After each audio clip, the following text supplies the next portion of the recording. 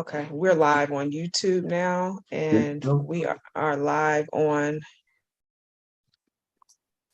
Zoom. Okay. Perfect. Hello and welcome to the Lost Confederacy channel. My name is Chief Biko, and this is week 5 of the 13-week fiscal program for American Prisoners of War. Today we have Chief Quietwater as well as Chief Blackcoat. And here, as always, we focus more so on that first letter in the acronym APOW, which is American, since we are the American. And first, we'll go ahead and start off with the 12 steps being read by Chief Blackcoat. Now I'll go ahead and share my screen for you.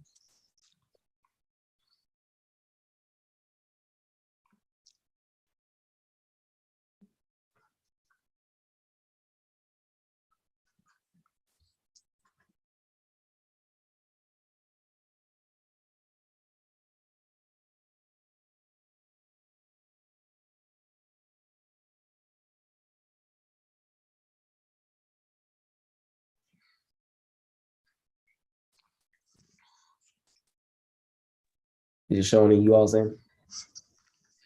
I'll see that yet, Chief. I can go ahead and read them off. Want me to just go ahead and read them? Yeah, if you got them up there. Yeah, I got them with me. All right, so 13-week practical program. There we go. Action for each American prisoner of war. Step 1, learn about the states or the states your family originated from. Step 2, who established that state. Step 3, what tribal confederacy had jurisdiction over the area prior to the European. Ask all nonprofit organizations you attend, what's your position on reparations? They either support it or they don't. No support, no money. However, if they support it, then children and adults need weekly classes free of charge about steps 1, 2, and 3. In addition, field trips to APOW landmarks in that city, county, and state required and state are needed. Don't support European holidays for the remainder of the 13-week time frame. Avoid spending money with any small businesses that don't hire your people, gas stations, nail supply, subways, corner stores, etc. All businesses need operating cash. Spend money with American businesses. All other groups rely on our energy and operating cash to survive. Set the trends of making other groups follow our lead and support our clubs, services, products, and entertainment. The U.S. government is bankrupt, and the Federal Reserve prints money, i.e. quantitative easing. It also burns money, i.e. quantitative tightening. The U.S. dollar isn't backed by gold since Richard Nixon in 1971, the Gold Standard Act. The government operates off the full faith of its citizens to pay debts and taxes. American prisoners of war no longer have faith in the U.S. government. This is why financial support will be altered, stopped, and redirected. Let me scroll up just a little bit. Teach your kids 1 hour a day about their history on this land. Have them learn about an American inventor. Have them know about our heroes. They should know about the European that conquered the state you live in. They should know the nation of people prior to the European invasion militarily and culturally. Practicing these steps will educate us on our land where you're claiming America and attaches us to the history and laws of the United States government. Every state American prisoners of war live in should have steps 1, 2, and 3 advertised via social media, radio, and newspaper. This in 13 weeks, 1 physical recorder will bring us together for our common cause. All right, so we always do which step stands out today. If we can scroll back to the top of the page. What are we feeling this week?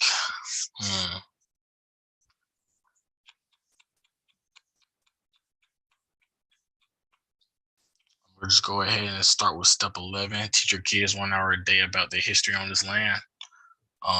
That'll be the importance for me this week.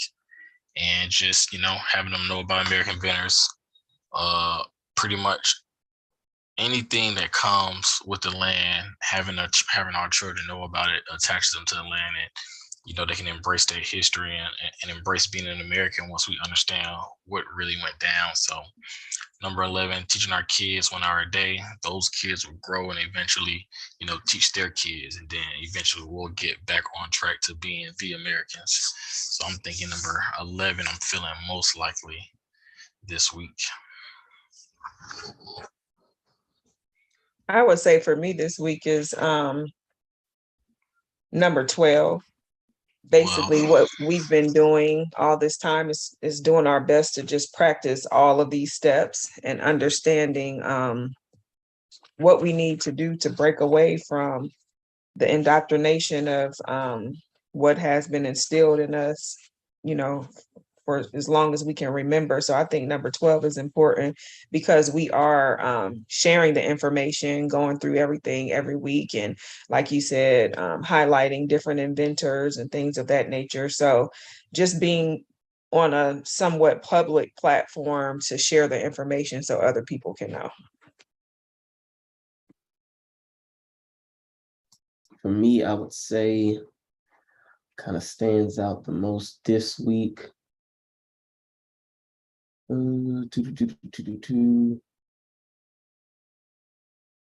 Probably be one this week. So just learning about, the state or states your family originated from, learning about what that area was called or who actually controlled that area prior to the European. Just rooting yourself on this land. I think it's like the foundation that we can kind of build off of. Because again, we always know we're getting told, so many different things, but just being able to trace yourself back to a specific place on this land and then kind of go from there will really help open your eyes into regards about just how important this land is and that we actually come from this land. So we should actually be, fighting for our right to this land. So I would just say number one for me this week. Next, we will go ahead and have Chief Quietwater with this week's American Inventor.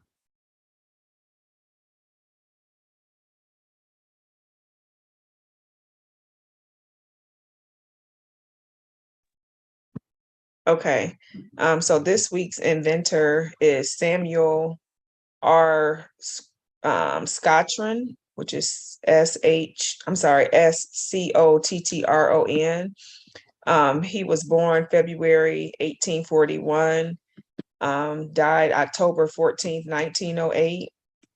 The patent number is patent number 76253. Patent date is 3/31/1868. He was born in Philadelphia, pretty much lived in New York for the remainder of his life. He received an engineering degree from Cooper Union in 1878. So he had a lot on him, actually. He began his career as a barber, and because of that, he made a special mirror bracket that allowed you to kind of see yourself kind of from all different angles, like the front, the back, the sides, and everything. And they were called the Scottron's mirrors. And not only did he have that invention, he also had 4 other inventions. One was the curtain rod, which everyone pretty much has used a curtain rod before. The other one was an adjustable window cornice, a pole tip, and a supporting bracket for the window cornice. And the one interesting thing about him is that not only did he invent these several patented inventions, he also came up with a company. He invented a company that actually manufactured all of his inventions, which is something I don't think that we actually have ran into with any of the inventors that we have read about. So I thought that was a good piece of information. And the manufacturing company was called Scottron Manufacturing Company. And another interesting point about him is that he was Lena Horne's uncle. It was her mother's brother. So I thought that was very interesting. So he had a lot going on back in the 1840s through the early 1900s. That's an excellent inventor for this week. Just kind of want to show everybody a picture. Yes. Yeah. Okay, I see it now. Yeah. I think they still use that today in hospitals. Oh, really? I think like those reflective type of glasses. I'm not sure what that's for though. And I definitely see this still being used. It's on like my timeline. I see people like you trying to learn how to cut your own hair. They're gonna have added mirrors and things of that nature. So wow, that's dope. And you said he actually had the manufacturing being done underneath his company. Absolutely. Yep. He started a manufacturing company to manufacture his own inventions. Wow. So he kept everything in-house. Good. Right. So it may be possible. I would like to probably do a little bit more research to see if his actual family is still benefiting, because he did take that extra step to manufacture the products. Right. Correct. I'll go ahead and jump into this week's Dr. Woodson quote. And this week I went ahead and selected number 5. Go ahead and share my screen so you all can see it. And number 5 reads, real education means to inspire people to live more abundantly, to learn to begin with life as they find it and make it better.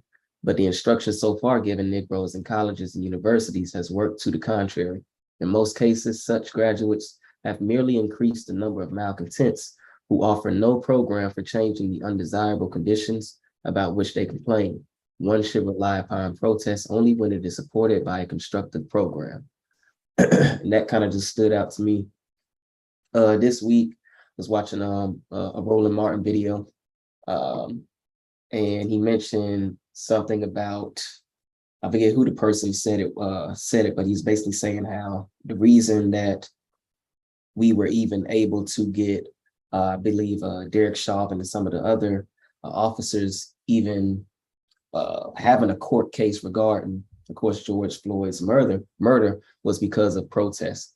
And one of the ladies had said that's disgusting, which it actually was. And I completely agree with her, because I'm like, okay, why do we have to go above and beyond for something that is supposed to be easily implemented within the system in regards to law?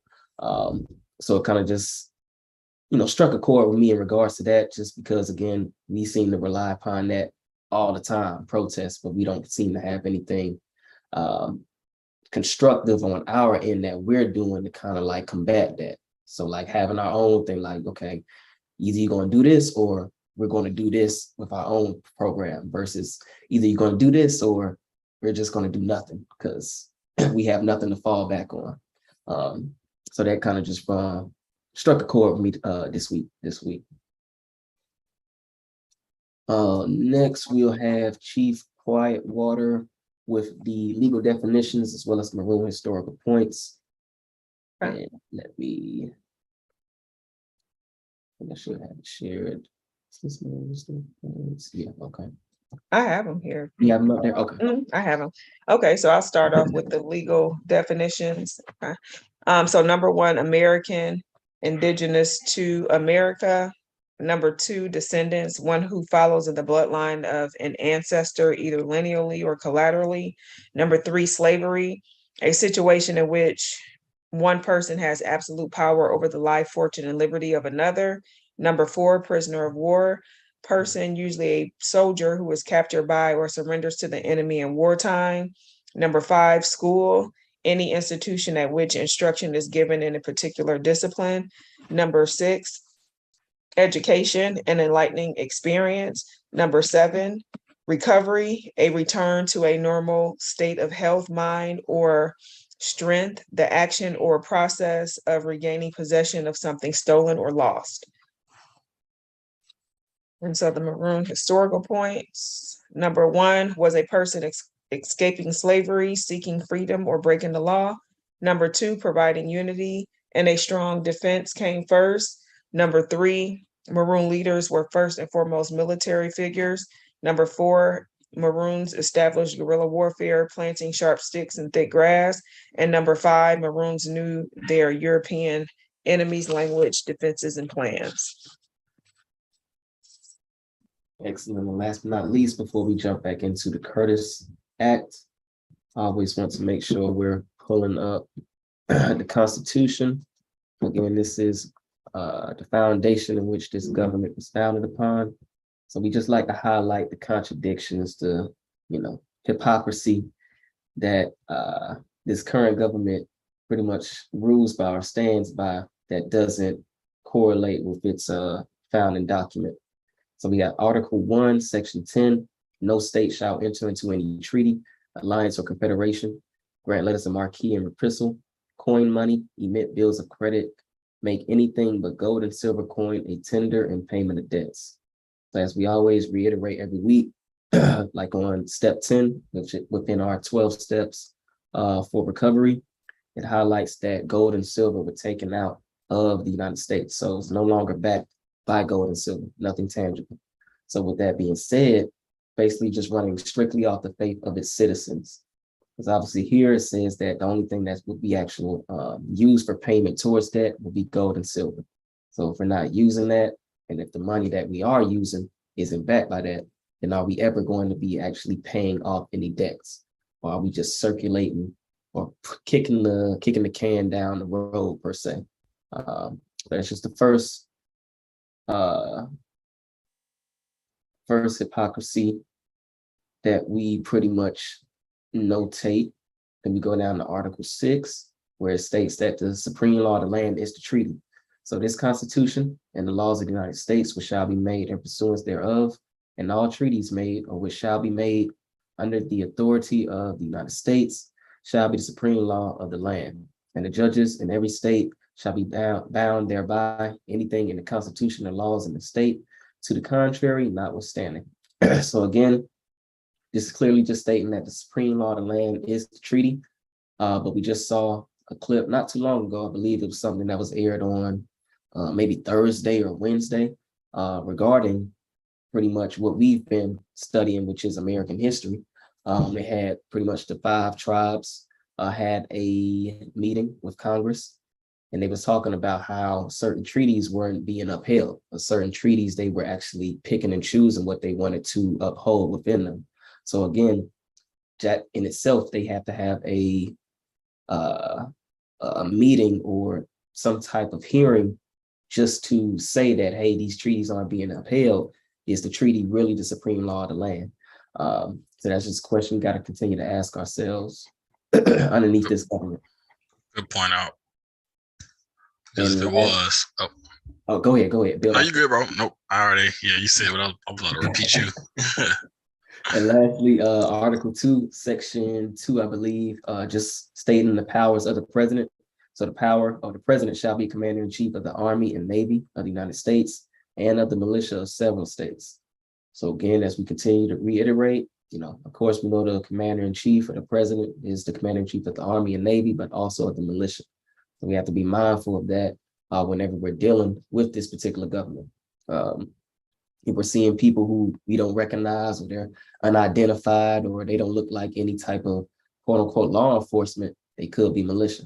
And if we know who activates the militia, then it's going to just make everything kind of become full circle, become more clear for us as we continue to move forward. Let's see here. I'll pull up the document. And I know last week we stopped off at the beginning or top of page 5. Let me see. Okay. Can everybody kind of see it? Make it up a little bigger. Exceedingly. So anybody want to jump or start us off this week? We start here at the exceedingly large amount. I got you. So top of page, what page is this? I got you. Exceedingly large amount of additional work imposed upon the office by the act referred to renders it absolutely essential that additional force should be provided immediately. Within the last decade, the work of this office has fully doubled without corresponding increase in the clerical force. The extent of the Indian service, its growth, and its causes, and the causes that led to it are noticed in a report made by Mr. Sherman, chairman of the House Committee of Indian Affairs, to Congress on January 5th, 1897, House Report number 2383, 44th Congress, second session. As to its extent, the report says, the extent of the Indian Department is not generally appreciated.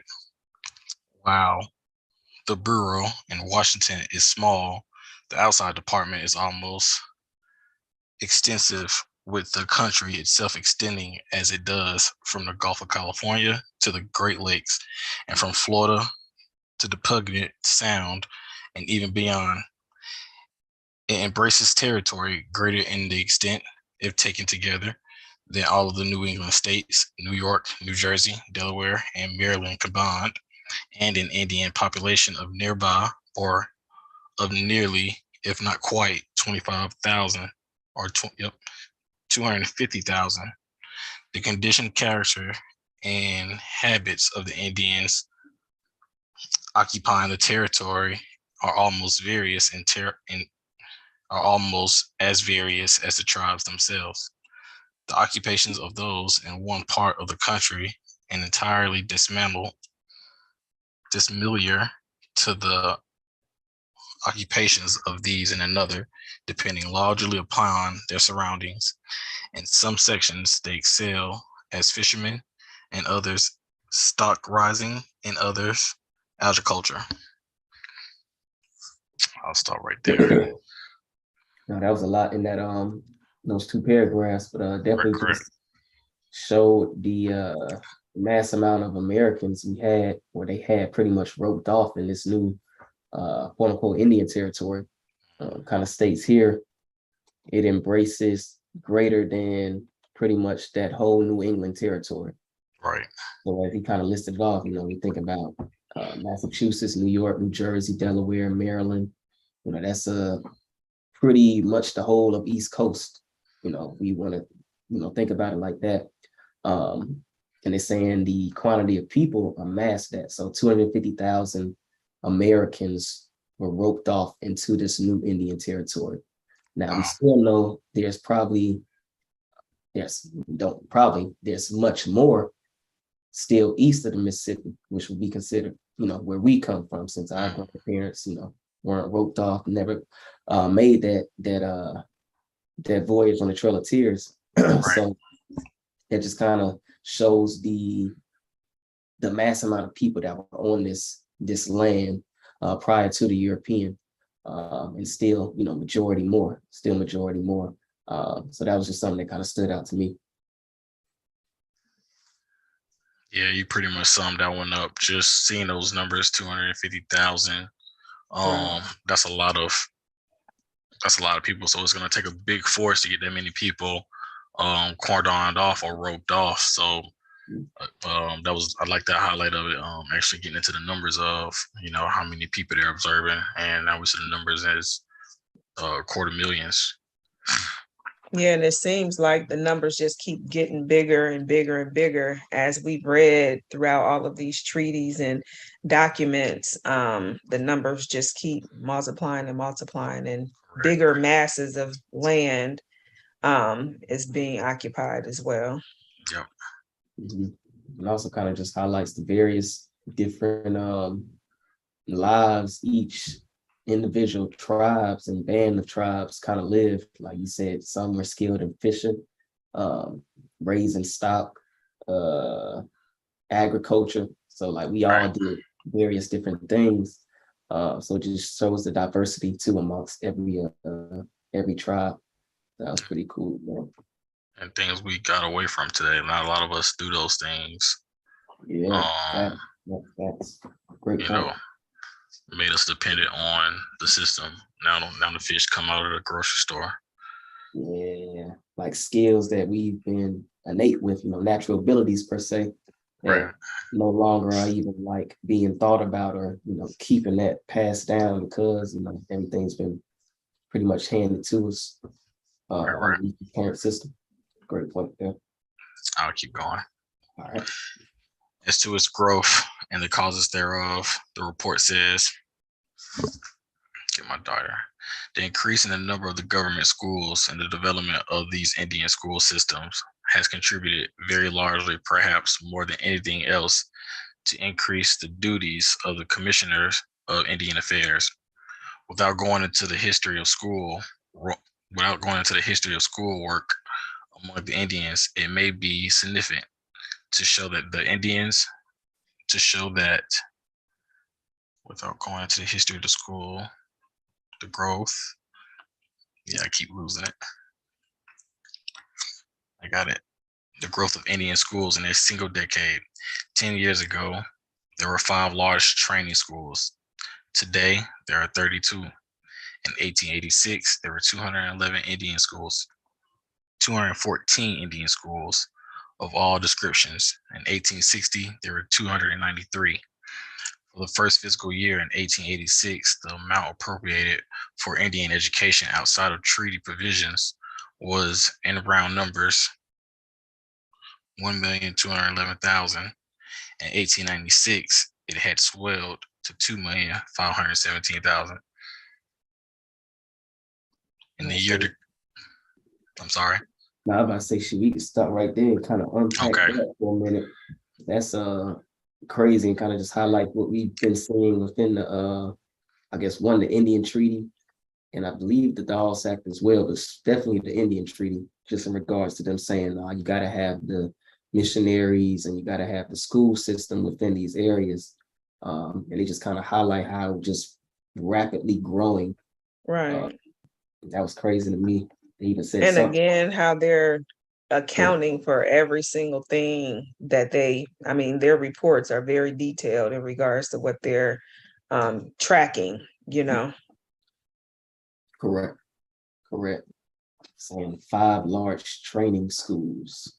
Like, again, just showing that indoctrination process, how much resources is going into, that indoctrination process. That way they don't have to continue to fight. At least these Americans will work on the other ones as we, continue to grow or pretty much continue to grow. But we're going to at least make sure we get these 250,000 docile. So that's crazy. And they pouring like resources. So I guess I'm not even sure what this amount would be. I probably have to look this up. But Today? You know what I'm saying? Like today, how much that would be. Like we see how much the United States is just giving Ukraine, to fight this war. Right. So I don't know how much 2.5 million in 1896 would be currently. And that's on education. That's exactly the understanding of knowing that we have to educate them out of who they are. That's the only way. Like the drop in the bag. That's crazy. Yeah, you can't beat them. You just got to like mess with the brain, mess with their mind. All right, you want to pick up where I left off, Biko? Yeah, I can go ahead. In the year to come, if the policy indicated by the last Congress is to be carried out with respect to educating Indian pupils under contract, there will still be a further increase in government schools and consequently a still greater demand upon the commissioner and his office. The allotment of lands, which practically began under the Act of 1887 and has been carried on quite extensively ever since, has brought to the commissioner additional care and responsibility which were hardly contemplated in 1832. The most difficult and intricate questions growing out of this are constantly arising, requiring much time, patience, and legal skill to determine. Indeed, the whole question of Indian lands, since so many of them have been thrown upon for settlement, has assumed an importance of no slight magnitude.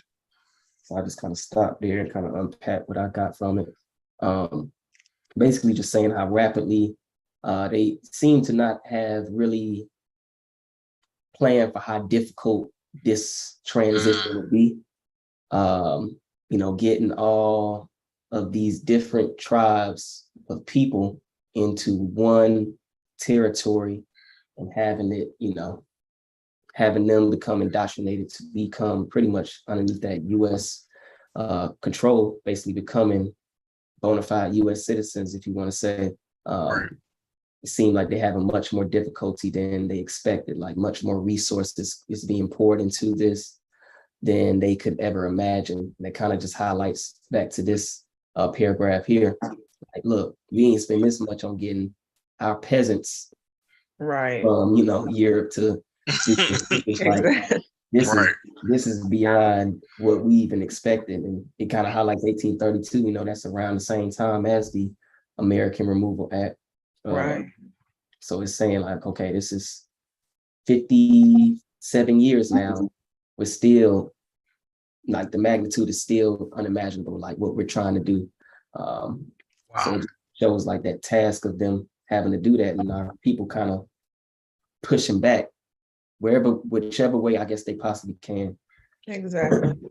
But like you said, they dumped a lot of money into the education because they knew that would be the only way that they would be able to indoctrinate all those people. Or just occupy the land. If anybody Right, knows right, what's really going on, right. that's why we so docile today. Right. Absolutely, absolutely. I'll finish off this paragraph here. The responsibility arising out of financial transactions is heavy and increasing, and the questions arising therefrom are important and often perplexing.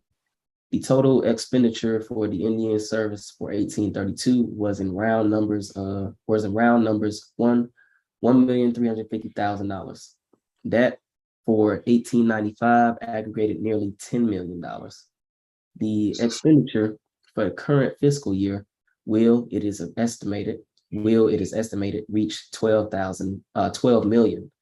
The responsibility for this large expenditure rests almost wholly upon the Commissioner of Indian Affairs, as it is, as a rule, upon his recommendation and under his direction that it is made. So again, kind of just falling in alignment with what we've been saying. They're pouring a lot of resources into this. Yeah, so now it's like at this point, with all this money coming in, they're talking about, okay, of course, the Commissioner of the Indian Affairs is a part of the United States government. They're asking for all this money and they're supplying it. So it's like, who's supplying all these funds to continue this large project that you guys didn't even think was imaginable? So when we reading things like this, all these dollars falling in the sky, where's it coming from? Like, the money not just coming out the ground. Who's sponsoring all this? Like $12 million for certain projects. That's when we start asking the questions. Okay, where does money coming from? Oh, really? Any thoughts on that, Chief Quietwater? I pretty much agree. That's a large amount of money. I agree on that aspect of it. For sure. And it kind of just comes back, I guess, to them roping them off in certain lands and taking whatever natural resources they found from them and say, okay, we can pour a percentage of that into making sure you get them indoctrinated. But outside of that, it's like, okay, where they again getting this money from? Where are they coming up with these numbers? And yet that Commissioner of Indian Affairs, he's underneath the Secretary of Interior.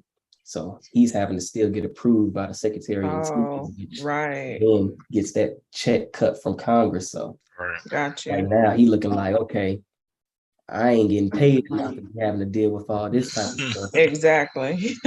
Right. And it really kind of just shows the responsibility and the power that not only the Indian Affairs has, but the Secretary of Interior as well. Because it's like, okay, we're having to control the people actually. They're calling all the shots. Exactly. So if we were to just say, you know what, free reign wouldn't be in the United States because they just gonna move back to where they was. So kind of just shows like that power dynamic as well. Right. You want me to pick up there? Yeah, right here on the to properly. Okay. To properly administer the variety of affairs growing out of these conditions is extremely difficult with the force now at the command of this office. But when the burdens imposed by the Curtis Bill are added, it will be a physical impossibility. So they're basically saying let me read that again. To properly administer the variety of affairs growing out of these conditions is extremely difficult with the force now at the command of this office. But when the burdens imposed by the Curtis Bill are added, it will be physically impossible. Be a physical impossibility. Okay. Are they saying like we're saying because of the magnitude of the amount of people? I think that's why they're feeling that it's probably going to be impossible, because it's just adding layers to the to how they're going to handle the whole situation. Correct. Sounds like they come towards the end of this bill. They understand that it's going to be almost impossible to actually act out this project. Mhm. But it seems like they're up for the challenge for it. That's why I was Right, listening right. when Chief Biko was speaking about the commissioner being paid. At this point, I don't think nobody's getting paid. I think this is like an all-in. It's like just a total mission that they have to just get the job done. The job Okay. done. A number of additional copyists are needed, and above all, a number of clerks with sufficient experience and ability to deal with the difficult and intricate questions constantly arising. So again, there's pushback, I think, that's happening, that they don't have the capacity to address everything. There will be 128 track books to be made up from plats of surveys covering the territory of 5 civilized tribes. This will require at least 8 copyists, several months to do. The financial transactions will be largely increased as payments which have heretofore been made by the tribal governments are now to be made through the office. In addition, the care of the schools, which have heretofore been conducted by the tribes themselves, will add materially to the work, the volume of which altogether will be enormously increased. Estimate has therefore been made for 10 copyists and 6 clerks for 6 months, or until January 30th next. So it just seems like they're overwhelmed with this whole play that they're trying to orchestrate, and they're having to go back to the books to basically look at the accounting and see how they need to adjust to be able to pay for these copyists and clerks that they have to add. Right, like what is it? Going blank, not a stat sheet, but you know how when you lay all your responsibilities out and they're looking at the numbers. Right. Budget for the next year. Exactly. Readjusting things. I had looked up what that 2.5 million was in 1896, what it would be today, and it said it would be about 88 million. Wow. 88.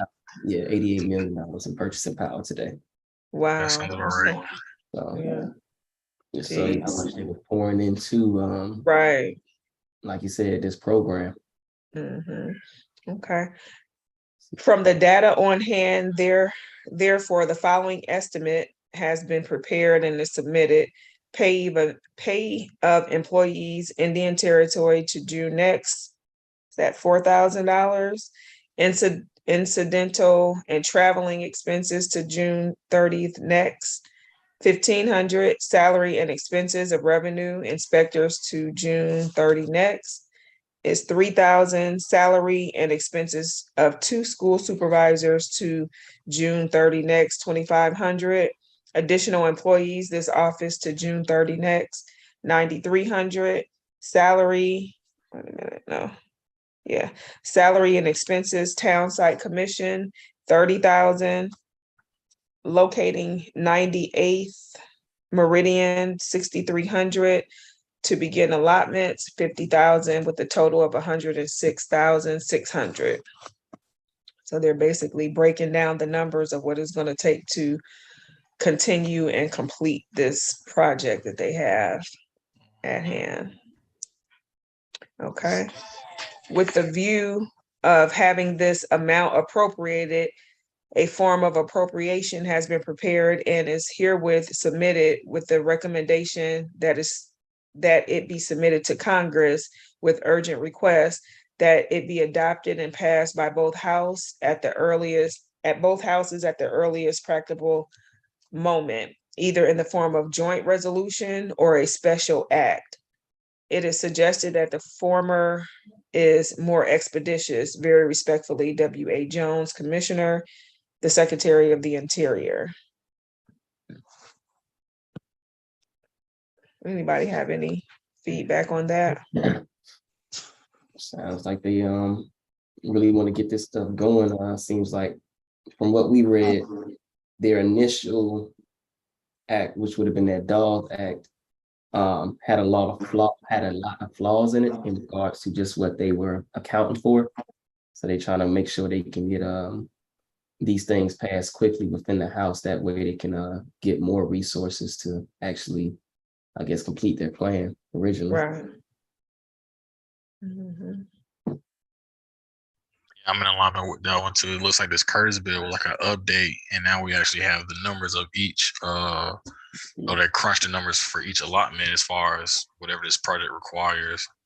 But yeah, from this one, seeing those numbers, how large the territory they were trying to rope off and actually dedicate their project to.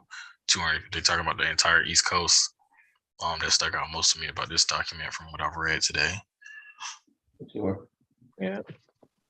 I had to say the same, just showing that how large scale this project was, how many of our people were, within this military work camp, pretty much, like Right. being off in this small area, and saying that majority of there's more people in this area than there are in that whole New England territory, like Chief Blacko said. That's what kind of just stuck out the most, to show how Yeah. many people in this confined area they had. That's what I took away from it. Okay. Jones, Commissioner. Do you want to see that again? Who the commissioner was? I was just reading just that fine print, but now we're good. We're good, Chief. We got the documents. It was one little small piece at the bottom. Oh yeah. We do have that proposed joint resolution. Let's see here. And I can finish off this last bit. Okay. Proposed joint resolution to enable the Commissioner of Indian Affairs under the direction of the Secretary of Interior to carry out an act entitled an act for the protection of the people of the Indian Territory and for other purposes, approved June 28th, 1898, namely for general incidental expenses of the Office of the United States Indian Inspector and United States Indian Agent in the Indian Territory for the remainder of the current fiscal year, including pay of employees and traveling expenses of said agent in connection with his duties under said act, for salaries and expenses of revenue inspectors and 2 supervisors of Indian schools for the same period, and for salaries and expenses of the commission to lay out town sites $41,000 for pay of additional employees in the Office of the Commissioner of Indian Affairs during the present fiscal year, to be appointed under such rules and regulations and subject to such examination as the Secretary of Interior may prescribe.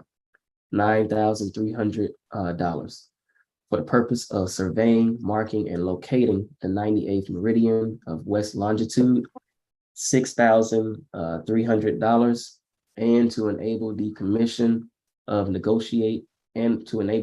to negotiate with the 5 civilized tribes to begin to allot lands in severalty as provided in said act, $50,000.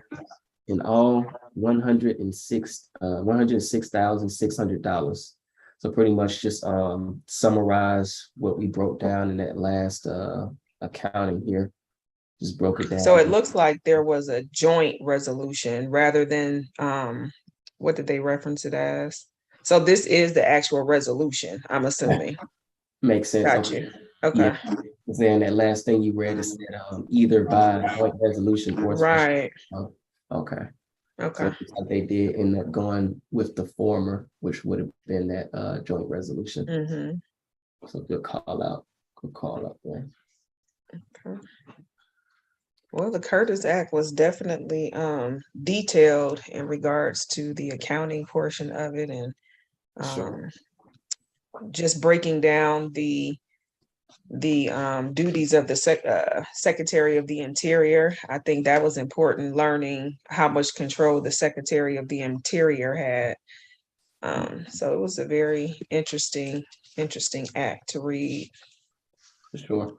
And now it kind of makes sense too, why they would be pretty much in line to take over the presidency if it were to, fall down Right. that low, because they had the responsibility of occupying the actual American.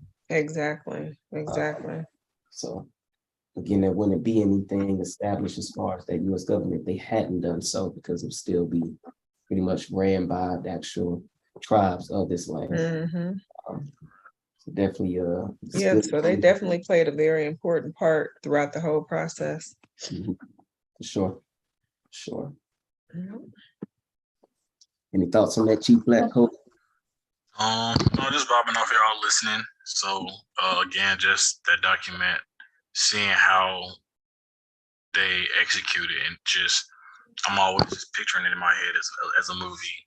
These people are moving pieces, and everybody knows their position. So they are literally fully acting out their position, no matter which way it is. And us reading these documents, we see it's a laid out plan to occupy the entire East Coast.